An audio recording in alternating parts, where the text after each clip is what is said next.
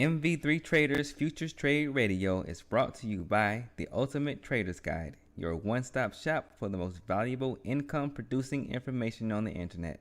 Go to ultimatetradersguide.net to learn more. Link in the description below.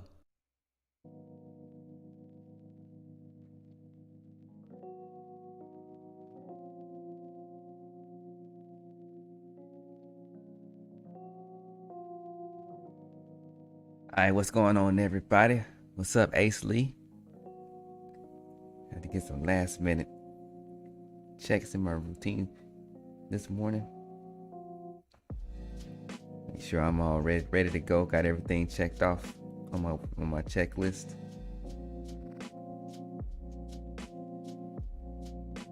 It's funny when you feel like you got so much time and then you start going through your stuff.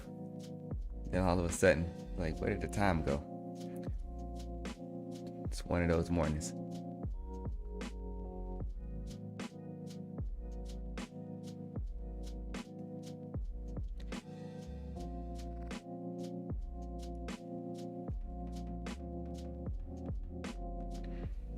Had a nice little bullish run overnight, starting during the London session.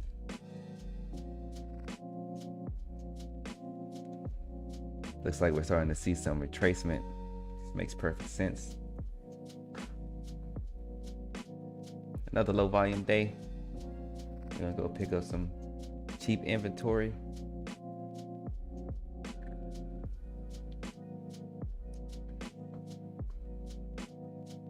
After we've exhausted the supply as much as we could. As much as we could.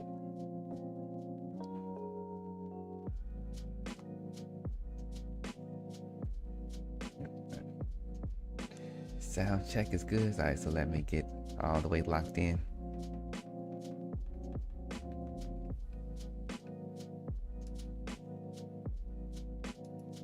Haven't really missed anything as of yet.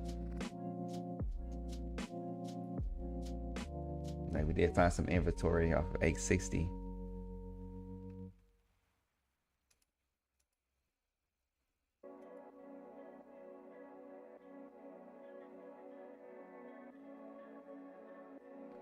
It's actually playable. Right, it's all good.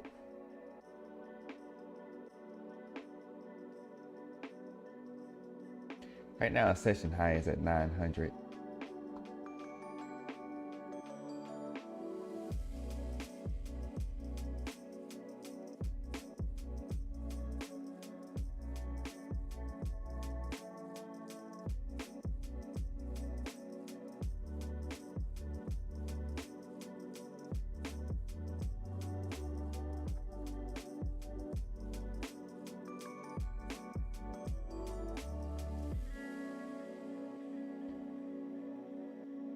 Nice little quick supply run after the opening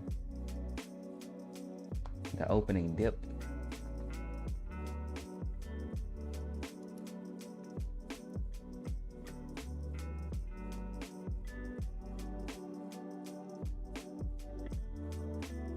It'll be interesting if we had another if we found a trend today.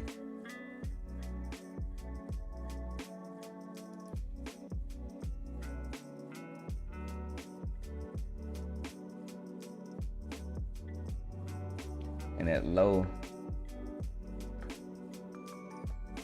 that I was mentioning the last few days, looks like we're retesting that, picking up some supply from that area.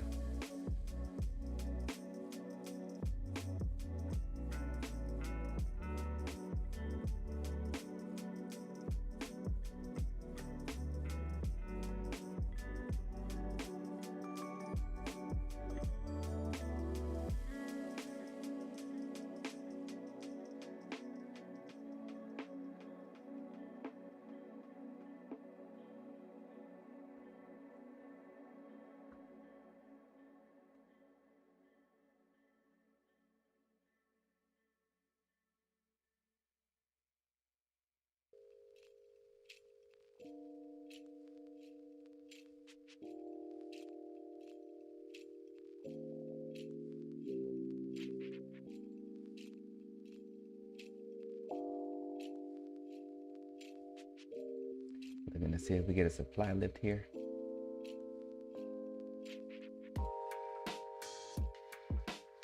There it is.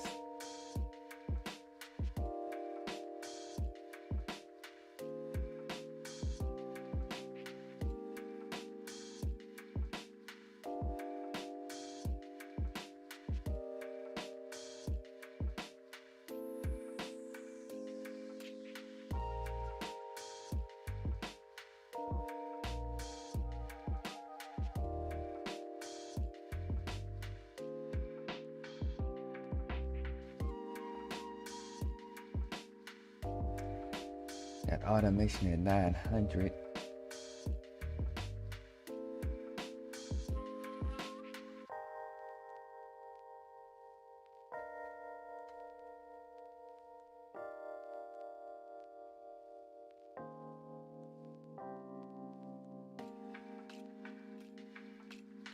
Continuing to mark up supply and inventory in what I refer to as a markup phase.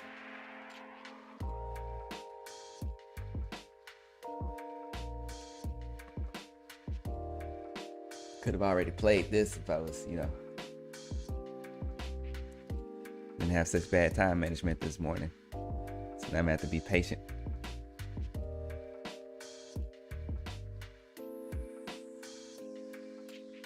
It's not the end of the world if I miss a trade or two.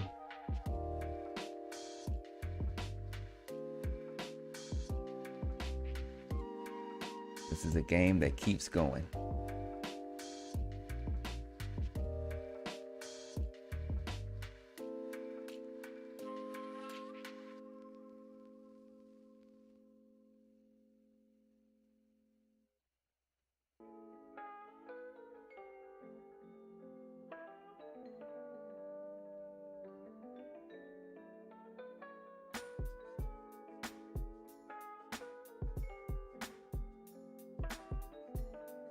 Right on ASIC leak. You just keep working at it.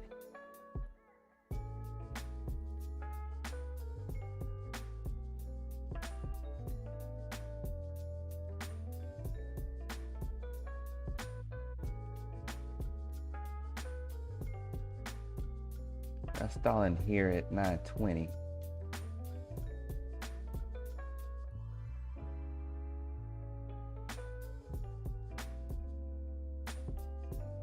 Got some negotiating going on here.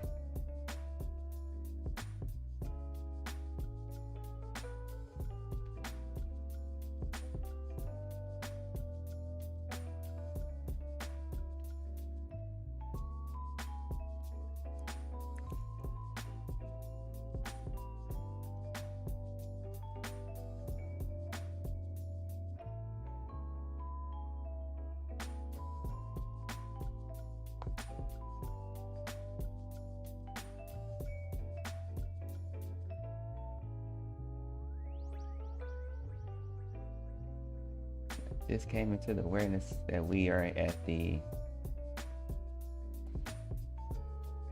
based off my power range type stuff, we are at the bull moon for NQ.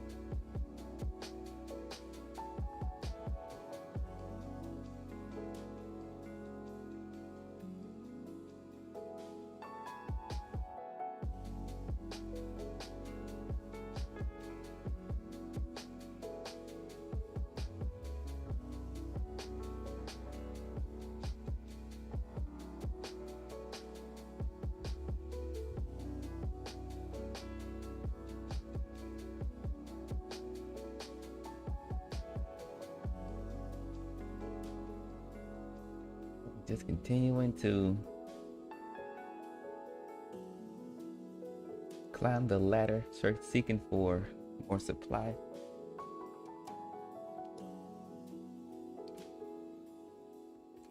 Yesterday, at the end of yesterday's stream, I did see, like right at the tail end, that someone mentioned the automation that I keep referring to. So it's just like a business to where you would automate a certain part of a certain function of your business. So let's say like you want to send out, sales or some kind of email to all your customers, and you want to do that on routine, but you'll get a CRM with the mail function in it that will automate sending out emails that you tell it to all your customers on a schedule, right? So in trading, what that is automation would be, an algorithm. So how you program whatever in your setup to, once these conditions are met, perform these actions here. So let's just say if you're just doing something simple as you want to buy off the VWAP, well, you can automate that if you got the right trading platform that you're trading with, and you can tell it every time it touches VWAP, place a buy order, right? This is to give a simple example. So that would be automation. That's what I'm referring to as automation. How there's an algorithm basically that I have identified, and they're all over the place, because the way that you can identify them is just looking at how price responds to certain indicators, because those indicators are already set, so they're easy to build algorithms off of, and then people just mix things up and they do all that. So there's one specific algorithm that I have identified based off the price response. Because I don't even remember how I set it up, so I'll probably make another video on it at some point. But basically it's my purple lines, and that's what I'm referring to as automation. It's just I played with some numbers, played with an indicator, and then that allowed me to see a consistent response in price to that dynamic, that dynamic level.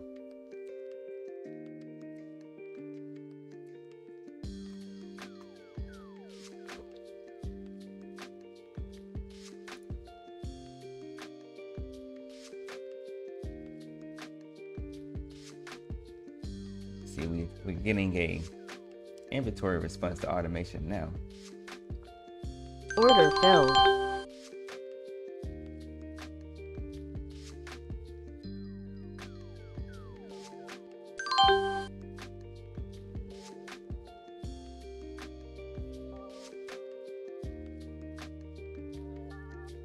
That should have been in that already.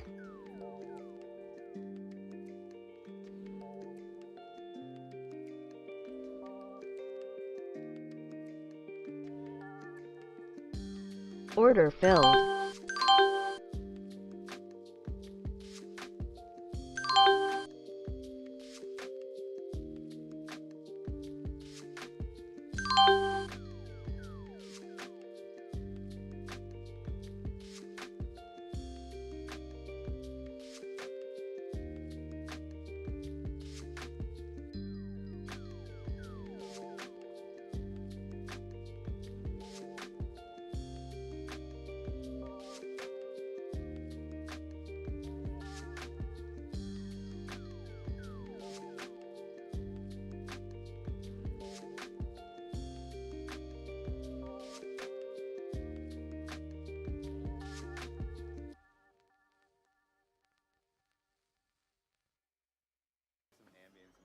Got this little shop here where we found some inventory off 950. Main supply off this. We got pretty much the supply zone between 960 and 970.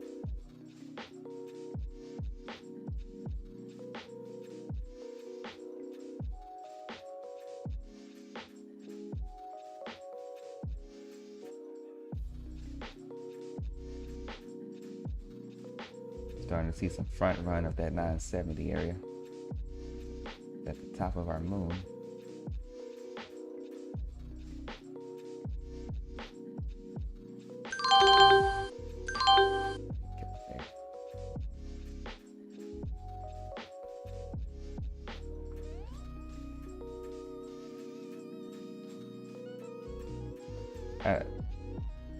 I don't really use my fib levels as entries or exits. I mean, you can. It's just if you build a strategy around it, you can definitely do that. But that's not what I use it for. It's just easy ways to identify. Really, I use it. So how I have it now is it's basically showing me how far we are away from the mean, what I refer to as the neutral zone. And that's going to be based off the first hour of the trading session. You know, I explained that in one of the videos, probably a couple videos. I have a couple videos about the power range, and then I have the one I did during the futures trading in summer school.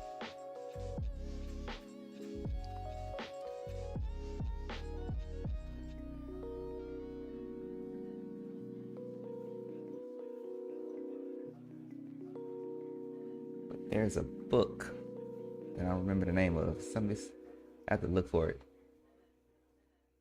That there's a reason why.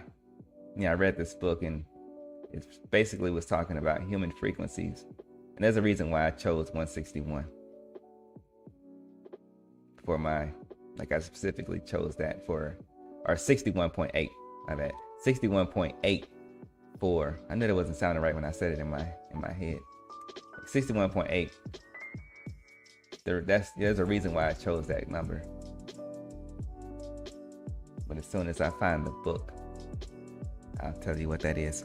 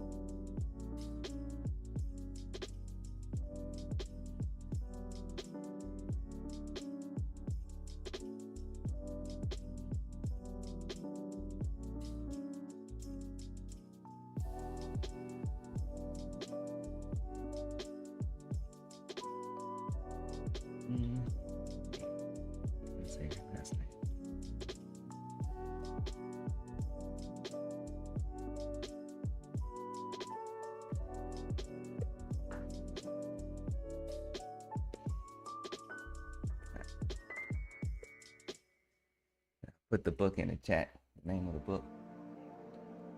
But there's a lot of books about that and a lot of information on the internet about Fibonacci sequence and the significance of it. So I don't use the fibs like most people do.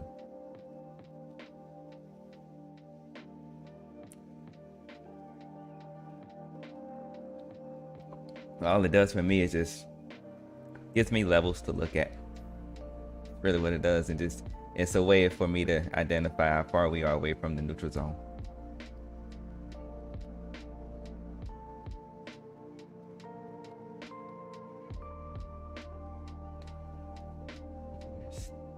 Been sort of lifting the inventory, but hasn't really taken us anywhere.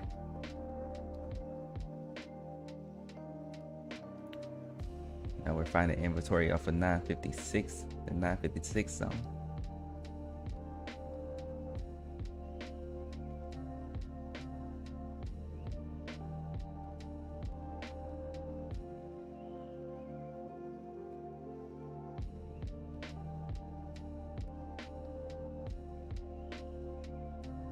I dropped this little gem for some research, is that there's much of the ways that humans have identified, or how can I say this without it sounding too out there?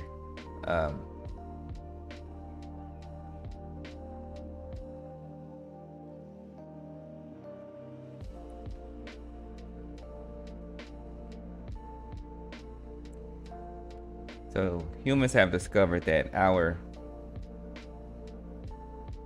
bodies, keep it simple, as are responsive to certain frequencies, right? And there are certain frequencies that are used for certain reasons. And why that matters here is that I've seen the same thing in the charts, right? Because these charts are a mirror. So much of that I have used to kind of develop my strategy and kind of adjust the way that I look at things. There's a lot of moving pieces. There is no right way or wrong way. It's just I found what I like to want to stick with, and that's what I've been sticking with. So, but you can play with these numbers all day long. But the thing is, the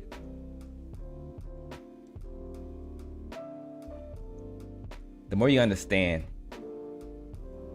I would say, the more I understand about all of this stuff and about the metaphysics of it all, the more it helped me understand what I'm seeing on the chart.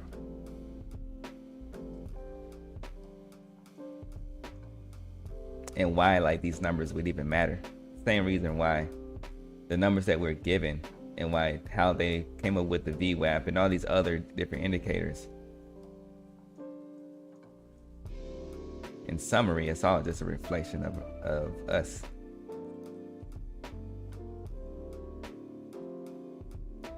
I'm gonna leave it right there. So we came down, found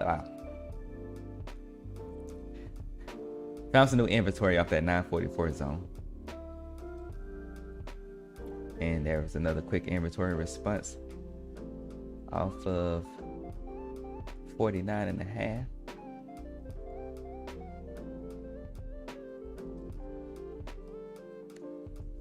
Got about 4 minutes, less than 4 minutes before our B period.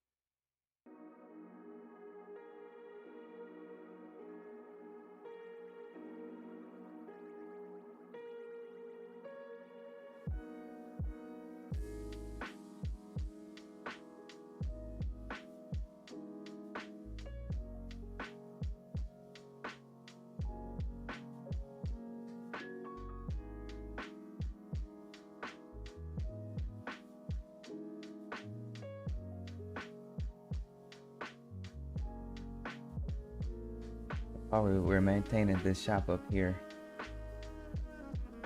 above 940, it's really 950-ish. We did lower the inventory to 940 range. So we can easily see that on a 3-minute scale. We also did lift supply briefly to 980. Came back inside of the shop. And we came back and dropped inventory to that 940 level. And now we're just hanging around back in the shop, still budgeting.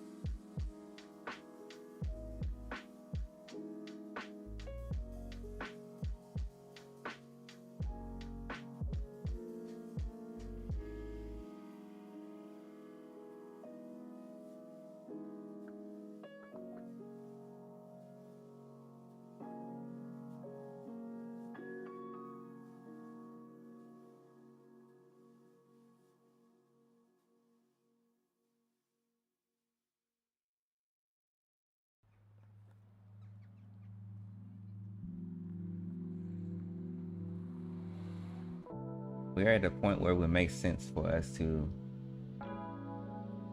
basically go on another inventory run at some point throughout the session.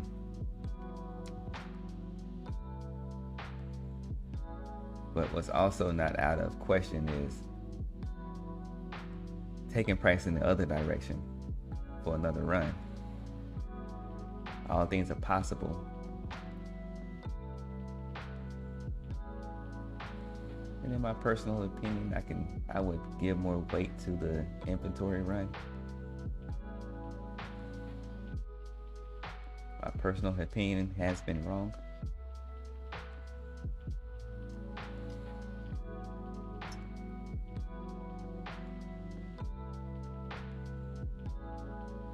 Refer to what I said yesterday about disclaimers.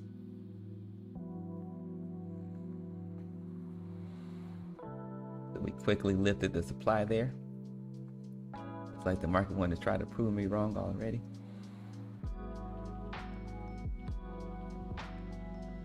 Coming back inside of the shop though.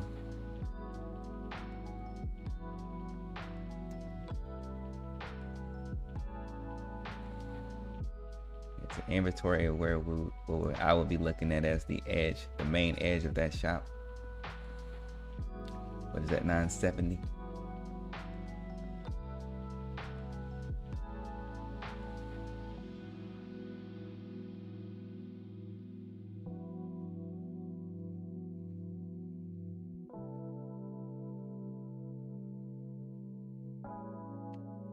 Slowly making our way back to that supply area, to the session high. Tapped it again. This price action makes perfect sense for the participation that we're seeing. As I say that, I'm gonna do a quick volume check. We're just at 157.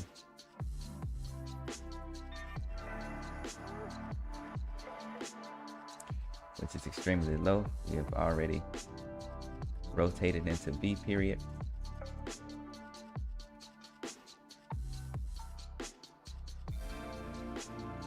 Haven't seen anything special from that rotation into B period.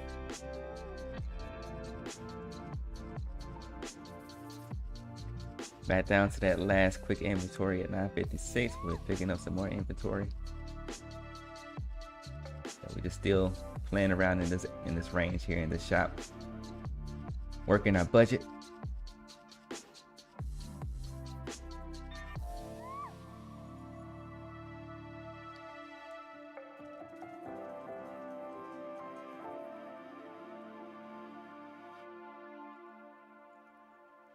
And I could tell I wasn't even looking for another trade because I wasn't not even set up.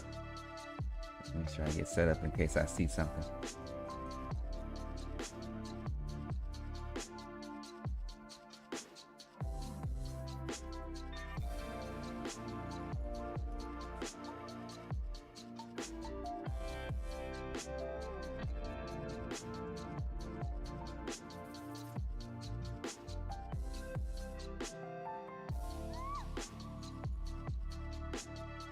At this point of the month of the year, I'm not even really looking for any huge days. It's just, if I can be green, that's great. I don't want to put too much risk on the board.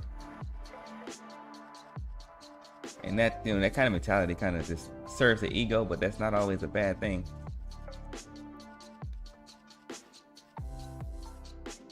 As your ego can, plays a huge role in your confidence. So if you can positively serve your ego,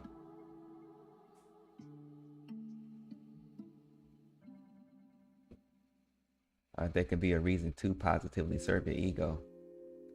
Just don't let your ego serve you, if you can feel what I'm saying.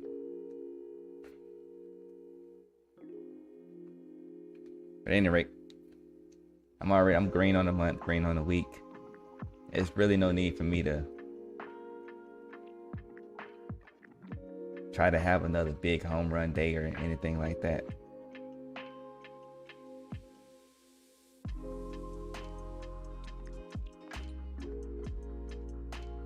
Though there are a ton of opportunities with the way price is moving, or with the way they're moving price around today.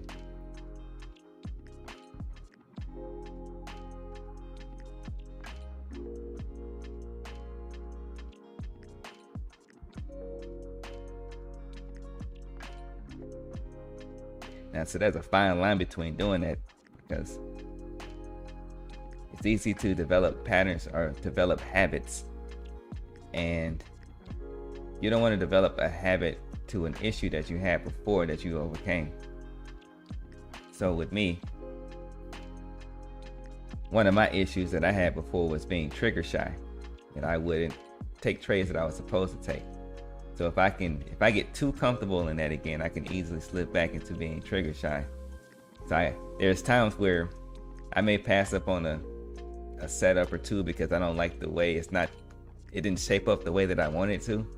But then I get to a point to where if I get the setup, no matter how it is, I just pull the trigger to make sure that I don't get back into being trigger shy.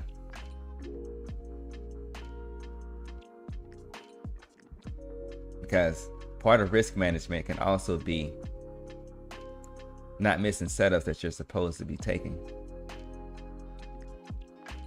Because at the end of the day, we're playing a numbers game. So those winning plays that you should be in, those will pay for the losses that you will inevitably take throughout throughout the time of your business, right? I don't like to use the word career. Career popped up there for me because that's more so. I mean, you can have a business that's your career, but people usually use that term referring to jobs. So I'm trying to make sure I use the right words to maintain the right frequency that I want to apply to this environment. So I don't like to use words that are related to jobs, because there's here we go with words again.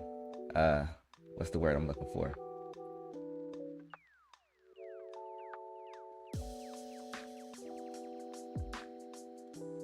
And I lost the point that I was trying to say. But there's just, there's an energy that goes along with these different labels and the way that people explain things, or the way that, the labels that you apply to certain situations, right? So the whole job thing kind of carries an energy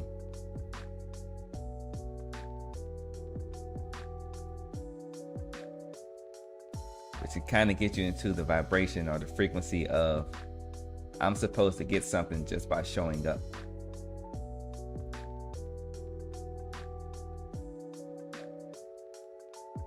So like if I go to work today and I just show up, I just clock in when I'm supposed to clock in, but I don't do anything, I'm still gonna get paid for the time that I clocked in until the time my manager gets upset and that I'm not doing anything and fires me, right?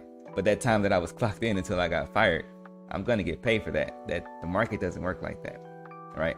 A business doesn't work like that. This is why I use the business terms for trading, is to make sure that I stay tapped into the frequency where I don't get to a point to where I feel like I'm supposed to get something just by showing up and by being present. So like with a business, if you don't go out and you don't at least set up the sales funnel or whatever, you don't go out and put up posters or however you want to do your marketing, right? You don't put energy into your marketing, you're not going to make any sales.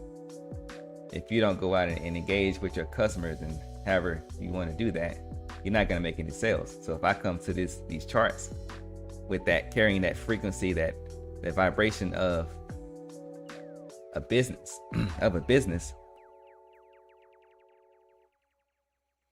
if I want to get anything from this, I know I got to place trades and I got to pull the trigger and I got to be in and out of trades based off of my strategy and my plan. If I just come here and sit at the screen and I just stare at the screen, nothing's going to happen, right? Even with growth, if I just come in here and I just watch and I don't ever engage with this environment, I'm going to learn some things. But what I've discovered is I've learned the most when I was actually taking action and being involved with the market, whether I was losing trades or winning trades. And I've always learned the most when I've taken my biggest losses. It's not because of the loss, it's because in those huge losses, I was actually involved, and because I was involved and I was putting energy into it, my focus was there. So I was able to become aware to more. Versus if I was just sitting on the sideline, I can pay attention if I want to, but I don't really have to focus if I don't have any risk or anything on the table, if I'm not engaged with this environment.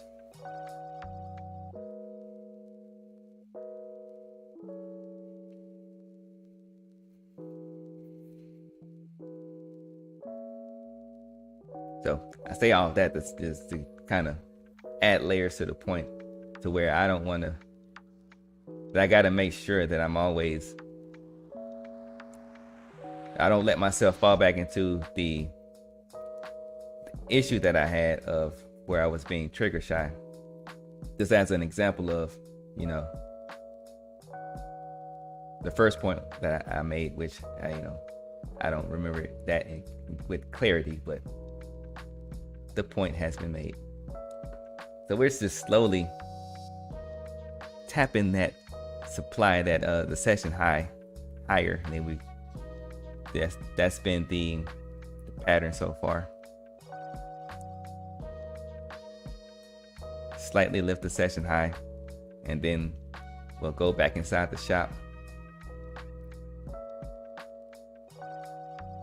They've been getting as much as they can out of this shop between 940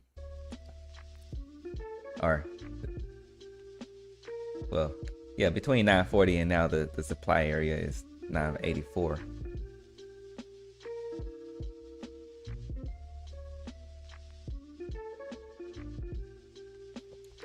That's what they've been doing, but at some point they're going to close the shop down and move on.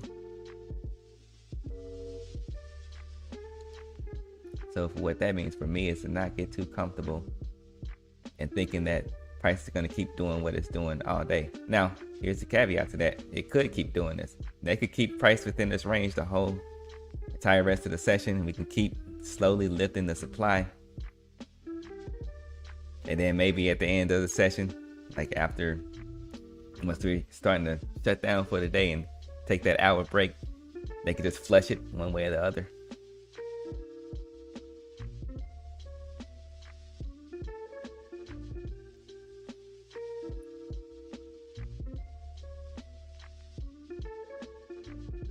Looking at probabilities, the most likely situation at some point, we actually stop playing around in these ranges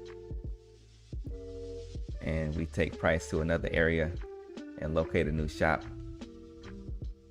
and then rinse and repeat. So another slight lift of supply, a slight lift of the session high. Back inside of this mini shop here where we picked up inventory off of 970.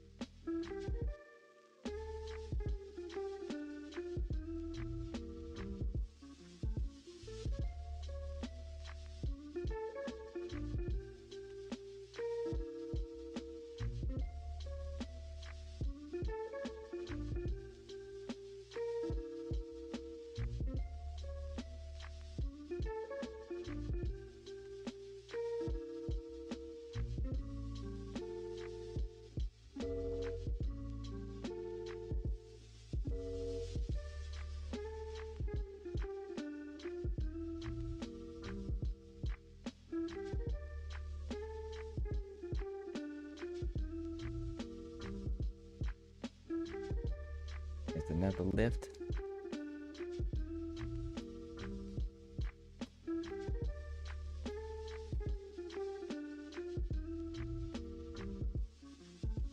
stage has been set for a squeeze if that's the plan.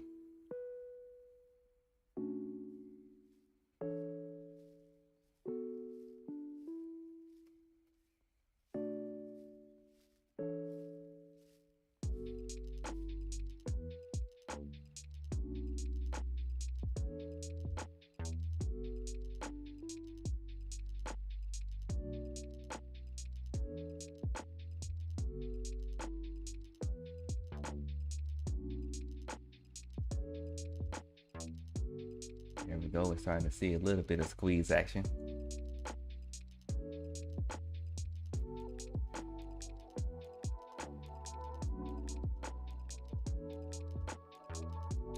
I got some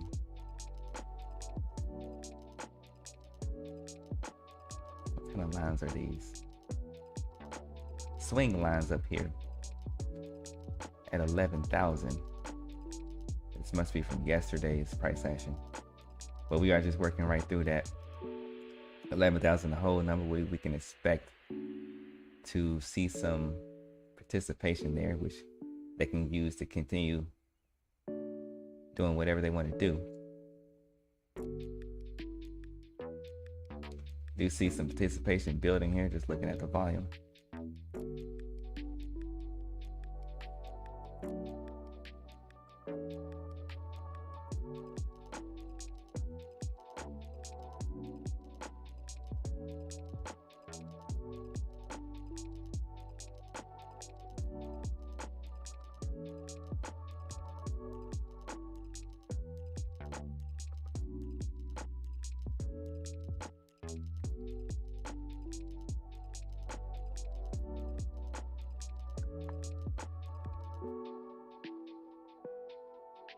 Last main quick inventory was off of automation or just below 990.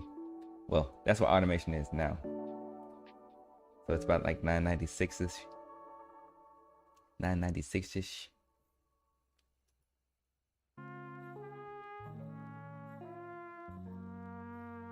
Oh, what? I'm sorry.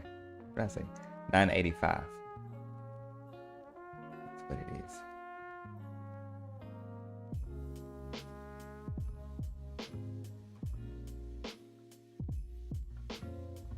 But we did get an error. Well, it was like 993. Somewhere around there. But in that 996 range. But the inventory the inventory point that I was really talking about was 985. But now we do have quick inventory off of 993.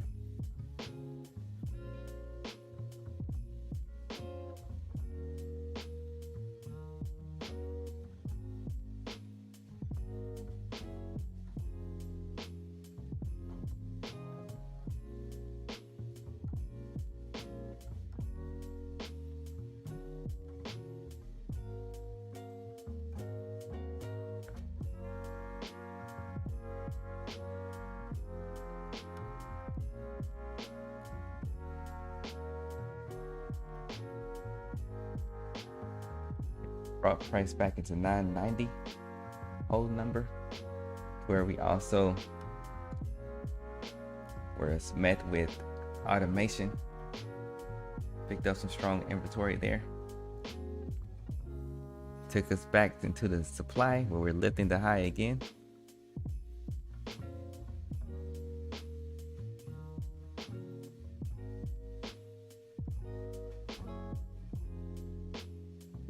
Maintaining this mechanical price action.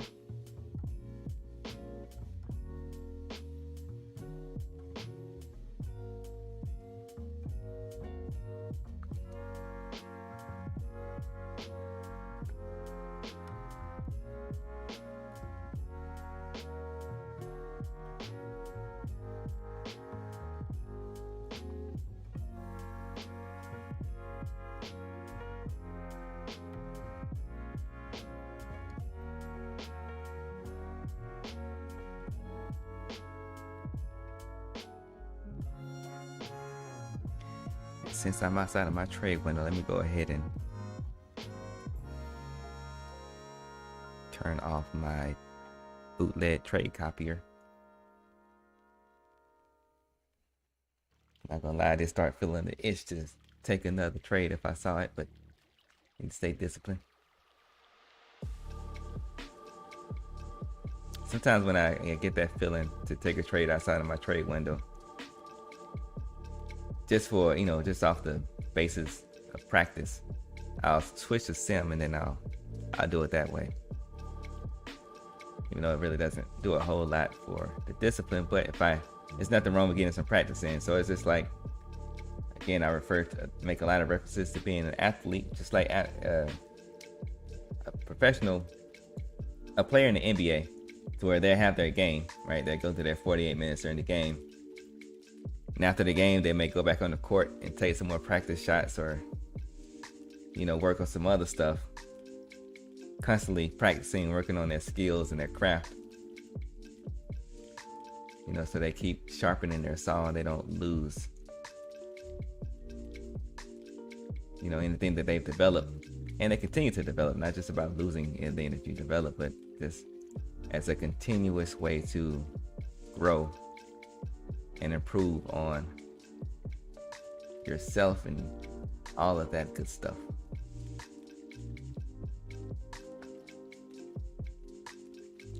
So I take that same kind of energy and I apply it to my trading.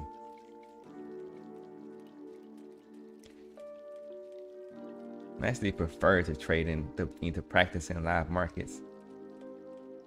Because even I can go and I can bring up replay mode and bring up a random day.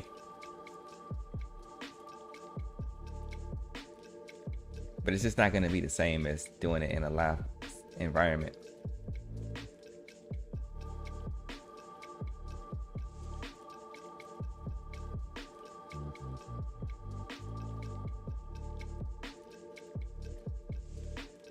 There's a different feel in a live environment for me personally. Of course, there's a different feel in a live environment than in a simulated replay environment.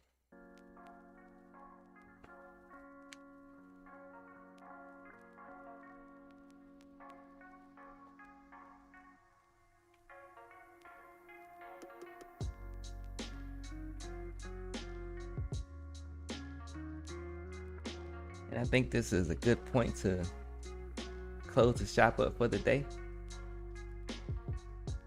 I appreciate, as always, everybody for coming through. Appreciate the questions, Ace Lee. Hope you all have a good rest of your session, good rest of your day. And we'll do it one more time tomorrow for our normal Futures Trade Radio session. Plus trader triggers. So until then, see you tomorrow. Trade it easy.